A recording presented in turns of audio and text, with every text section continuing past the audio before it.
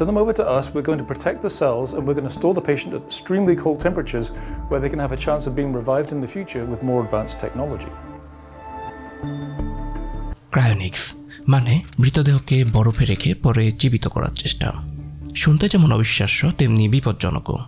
James Bedford নামের একজন মানুষকে 1967 সালে প্রথম ক্রায়োনিক্সে রাখা হয়েছিল। তিনি এখনো ফ্রিজে আছেন, কিন্তু এত বছর পরেও তাকে কেউ জাগাতে পারেনি। And he stated his wish to be cryopreserved. You want to be cryogenically frozen? Well, here... Why? Okay, so the only hope, the only fragment of hope is to be frozen and then someday they cure whatever you died of and you're back. না, এটা ওনাদের নিজেদের idea না, বরং এটি আমার আপনার সবার মাঝের এক অজানা ভয় যা আমাদের বাঁচতে শেখায়। অবাক হচ্ছেন? এই ভয়টা আমাদের সবার ভেতরে আছে। মৃত্যুর পর কি হবে সেটা নিয়েই তো আমাদের জীবন চালানো। তবে এই জীবন ফেরানোর ফাঁদে শুধু বিজ্ঞান নয়, আছে এক গভীর মৃত্যু ব্যবসা। অ্যালকোর শুধু একজনকে ফ্রিজে রাখতে $2 লক্ষ পর্যন্ত নেয়। ওদের ফ্রিজে এখনো অনেক লাশ আছে যাদের কেউ ফের জীবিত হয়নি। তাদের লক্ষ্য ব্রেন জমিয়ে রাখা যাতে স্মৃতি টিকে থাকে। কিন্তু এই মৃতগুলো শুধু আশার প্রতীক নয়, এদের নিয়ে শুরু হয়েছে অন্য এক অন্ধকার খেলা। যেমন এই ক্রায়োনিক বডিগুলো অনেক ক্ষেত্রেই চুপচাপ ফেলে দেওয়া হয় কোনো খবর ছাড়া, যার আড়ালে একটা বিশাল শরীরের কালোবাজার তৈরি হচ্ছে, ডিএনএ চুরি হচ্ছে নিঃশব্দে, আর আপনি জানতেও পারছেন না। কিন্তু মেডিকেল সায়েন্স বলছে মৃতদেহে ক্রায়োনিক ফ্রিজিংয়ের সময় ব্রেনের কোষগুলো আইস ক্রিস্টাল জমে ধ্বংস হয়। ভিট্রিফিকেশন বা বরফবিহীন হিমায়নও এই ক্ষতি পুরোপুরি রোধ করতে পারে না। ফলাফল, বাঁচার আশায় ফ্রিজারের মধ্যে এক জীবন্ত মৃত পায়ে ঝলসে যাওয়া সেল, এবং তখনই আপনি ধীরে ধীরে ডিকম্পোজিশনে চলে যান। ক্রায়োনিক্স আপনাকে ধরে রাখে, কিন্তু আপনি আসলে এক ধরনের শান্ত এবং ধীর পথে মারা যাওয়া মস্তিষ্ক মাত্র। এই পুরো ধারণাটাই অনেকটা বিলিয়নিয়ারদের সাইকোলজিক্যাল কমফোর্ট ব্ল্যাঙ্কেট, অর্থাৎ মৃত্যুর আগে একটা ইলিউশন বানিয়ে রাখা যে আমি তো বেঁচে থাকবো। শুধু তাই না, কিছু সেলিব্রিটিও নিজেদের পাবলিকলি ক্রায়োজেনিক্যালি ফ্রিজ করার ইচ্ছা প্রকাশ করেছেন। যেমন ওয়াল্ট ডিজনির নাম ঘুরে গুজবে, কিন্তু সাইমন কোভেল বা প্যারিস হিলটন সত্যি বলেছেন তারা মরার পরেও নিজেদের ভবিষ্যতে ফিরিয়ে আনতে চান। বুঝতেই পারছেন, এটা শুধু বিজ্ঞান নয়, একটা সাইকোলজিক্যাল কাল্ট যেখানে ইমর্টালিটি একটা সেলিব্রিটি লাইফস্টাইল চয়েস হয়ে গেছে। তাদের অনেকের মধ্যেই দেখা যায় মানসিক বাধ্যতা বা ভয়ঙ্কর বিভ্রান্তি, অবশ্যই মৃত্যুকে নিয়ন্ত্রণ করার অক্ষমতায়। প্রার্থী হলে হয় সামাজিক বিচ্ছিন্নতা, কখনো ফ্যানাটিসিজমের রূপ নেয়। সাইকোলজির দিক থেকে ক্রায়োনিক্স হচ্ছে মৃত্যুর ভয়ের ব্যবসা। মানুষের মৃত্যুভিত্তি তাদের এমন এক মানসিক ফাঁদে ফেলছে যেখানে তারা সত্যের স্বীকারোক্তি না করে কৃত্রিম আশায় ফেসে যায়। এদিকে ক্রায়োনিক্সের গবেষণা এবং টেকনোলজি কোটি কোটি ডলার সরকারি ও বেসরকারি ফান্ড থেকে চলছে, কিন্তু প্রায়শই অডিট বা স্বচ্ছতার অভাব। এতে লেনদেনের অনিয়ম, ক্রিপ্টো মানি লুকিয়ে পাচার এবং অর্থ পাচার হয়। বহুবার এদের বিরুদ্ধে টাকার অপব্যবহারের অভিযোগ উঠছে, কিন্তু অ্যাকাউন্টেবিলিটি কোথায়? এই বিজনেস মডেল আসলে এমনভাবে বানানো যাতে আপনি মরে থাকেন তবেই লাভ বেশি, কারণ মরা মানুষ তো অভিযোগ করে না, রাইট? এবং এখানেই চলে আসে সিআইএর MK আল্ট্রা প্রোগ্রাম, যেখানে LSD, hypnosis, electric shock therapy দিয়ে মানুষের স্মৃতি মুছে দেওয়া হতো। এই প্রক্রিয়াটি ডিপ প্যাটার্নিং নামে পরিচিত। ওদের এমনভাবে দুর্বল করা হতো যাতে কোনো স্মৃতি ঢুকিয়ে দেওয়া যায়, তারপর মিথ্যে স্মৃতি ঢুকিয়ে দেওয়া হতো যাতে কেউ বুঝতে না পারে আসল ঘটনা। এবার ভাবুন, ক্রায়োনিক্সের মাধ্যমে মৃতদেহকে ফ্রিজে রেখে MK আল্ট্রার স্মৃতি মুছে যাওয়ার পদ্ধতি মিশ্রণ করলে মানুষ মৃত থেকে ফিরে আসার পর যা মনে করবে সেটা এক বিশাল মিথ্যার জন্ম দেবে।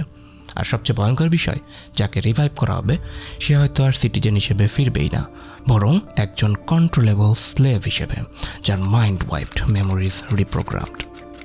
মেডিসিনে ক্রায়োনিক্স নিয়ে আলোচনা মানেই এক নৈতিক শূন্যতা। আজকের প্রযুক্তি দিয়ে মস্তিষ্কের কোষগুলো এতটাই ক্ষতিগ্রস্ত হয় যে কোনো বিজ্ঞানী চাইলেও সত্যিকারের পুনরুজ্জীবনের আশ্বাস দিতে পারেন না। আর যদি যান্ত্রিকভাবে জীবন ফেরানো হয়, তাহলে কি তা মস্তিষ্কের নিউরোকেমিস্ট্রি, দেহের প্রতিরক্ষা ব্যবস্থা ঠিক থাকবে? এবং অজানা রিস্ক, নতুন রোগ, বিকৃতি বা অপ্রত্যাশিত নব্য জীবাণু জন্ম দিতে পারে। যেহেতু ফ্রিজিংয়ের ফলে মানুষের কোষ ভেঙে যায়, সেটা ভবিষ্যতে স্ট্রেঞ্জ মিউটেশন বা অজানা ভাইরাসের উৎস হতে পারে, যা মানুষ নিজেই তৈরি করবে। দার্শনিক দৃষ্টিতে মানুষের মৃত্যুই মানুষের অস্তিত্বের সীমা। হিডেগার নামে এক দার্শনিক বলেছেন, মানুষের নিজের অস্তিত্বকে স্ট্যান্ডিং রিজার্ভ অর্থাৎ জীবন ব্যবস্থাপনার এক সম্পদ হিসেবে দেখে।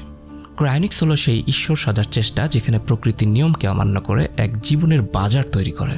কিন্তু প্রশ্ন থেকে যায়, ফ্রিজে থাকা সে ব্যক্তি কি আসলেই আগের মানুষ, নাকি এমন একটা শরীর যেখানে শুধু দেহ আছে অথচ আত্মা নেই? তর্কের খাতিরে যদি ধরেও নেই আর্টিফিশিয়াল ইন্টেলিজেন্স দ্বারা আপনার সব মেমোরি কোথাও ট্রান্সফার করা হলো, তবু অনেক গবেষক বলছে এই মেমোরি বা কনসিয়াসনেস হয়তো ভুল শরীরে গিয়েও পড়তে পারে। That means cryonics may accidentally transfer your consciousness into the wrong body. অর্থনৈতিক দিক থেকেও ক্রায়োনিক্স একটা বড় বিভাজন সৃষ্টি করছে, যেখানে ধনী এক শ্রেণী অমরত্বের মালিক আর গরিবেরা মৃত্যুর বন্দী। এটা এক নতুন সমাজতান্ত্রিক শ্রেণী বিভাজন যেখানে মৃত্যু বৈষম্য জন্ম দিচ্ছে। বিজ্ঞানের ভাষায় মৃত্যু হলো সমাজের এক ঐক্যবদ্ধ ইভেন্ট যা মানুষের মধ্যে সাদৃশ্য ও সামাজিক বন্ধন বজায় রাখে। ক্রায়োনিক সেই মূল মৃত্যুর নীতিকে নষ্ট করে দেয়, যেখানে মানুষ প্রকৃতির জীবনচক্র থেকে বিচ্ছিন্ন হয়ে পড়ে, যা এক মানবিক সংকট তৈরি করে। পোস্ট হিউম্যান মানে এক সময় যেখানে মানুষই আর মানুষ থাকবে না, এমন সংস্কৃতির জন্ম যেখানে সত্তা, জাতি আর মানবতা নিজেই প্রশ্নবিদ্ধ হয়। আর আপনার আইডেন্টিটি, সেটা কি আর থাকবে? কেউ যদি আপনার ব্রেন রিভাইভ করে, আপনার সবটুকু স্মৃতি থাকে, তবুও কি রিভাইভ বডিটা আপনি?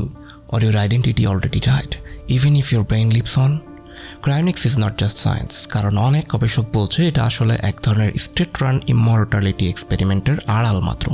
গোপনে, নীরবে তারা হয়তো এমন কিছু তৈরি করছে যার কোনো শেষ নেই।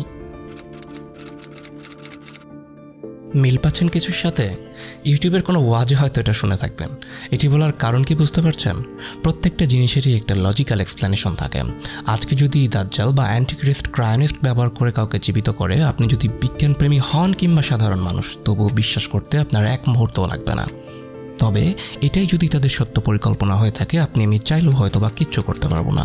তবে এটা মেনে নিতে হবে যে আপনি যদি সত্যি চান নিজের আত্মাকে বাঁচাতে, তাহলে প্রথমে মরণকে মেনে নিতে হবে।